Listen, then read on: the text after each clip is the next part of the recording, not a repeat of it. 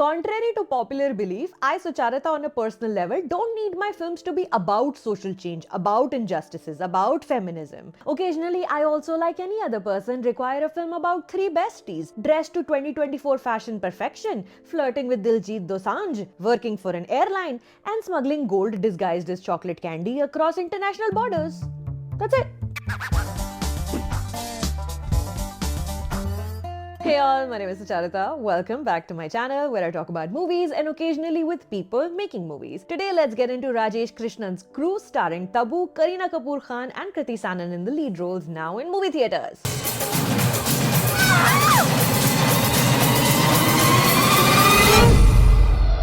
Written by Nidhi Mehra and Mehul Suri, also writers on Veere the Wedding, by the way. Crew will work better if you've mostly stayed away from the trailer and the promotions. For most Hindi cinema, I tend to go in blind because many an inept trailer have given away way too much, including who dies and how that changes the course of the plot. Crew is no exception. What you see is what you get, but because I went in fully unaware, perhaps I got a little bit more.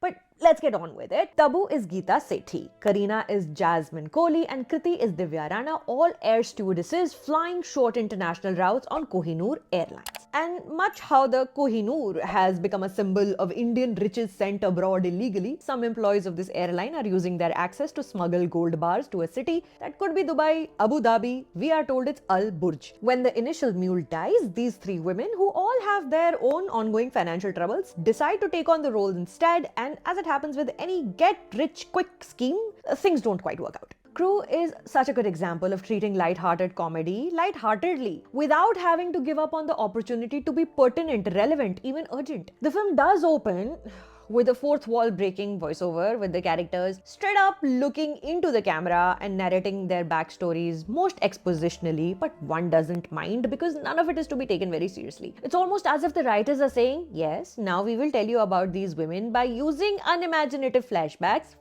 within flashbacks, and cutaways narrated by the characters themselves for no reason. But come now, see how wonderfully we're going to dress them and everything around them. You'll forgive this niggling little crutch. I don't feel kindly towards inexplicable VOs because doing away with this device is, for the most part, very easy. Show, don't tell. This is a visual medium, yes? The flashback sequences are already doing the heavy lifting, no? आज हम ना अमीरों के जैसे जीने वाले हैं. The strength of Crew lies in its cast. Tabu and Kareena together are formidable, and Kriti Sanon too comes alive in a way I haven't seen her do since Mimi.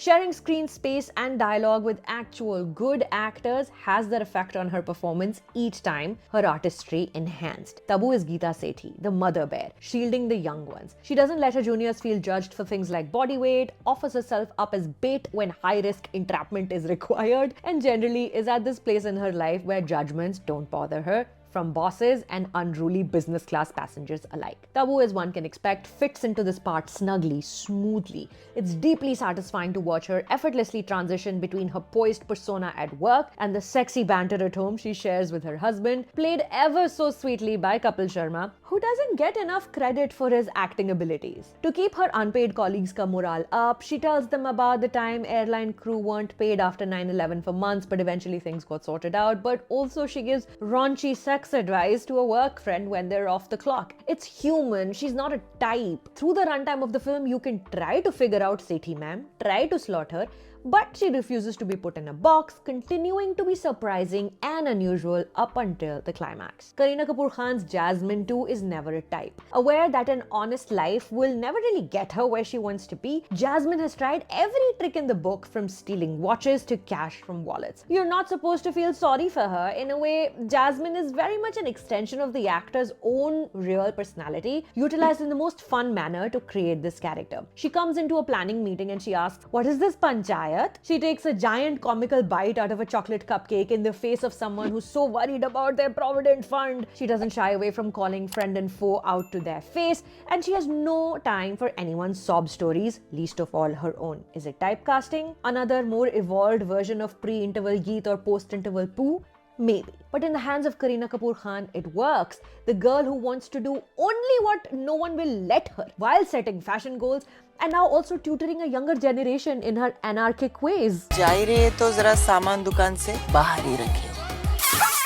Kriti Sanon is Divya, the little lamb of the group. But again, not just that. From the generation that worked hard at school and were told a degree or an education will instantly make you achieve all your dreams because that's how it works. But when we stepped into the workforce, not one person cared how good we were at inter-college sport or academics. Divya has been taught an honest day's work is the only solution, and hence her optimism of some imaginary achhe din still exists. She doesn't quite have the street smarts of Jasmine, who grew up only with a grandparent, nor does she have the wisdom of Geeta, who has seen many a tide turn. But as a part of the sisterhood, Divya won't shy away from using what she has been told are her weaknesses to her advantage. She's the little lamb who can also do the little lamb routine.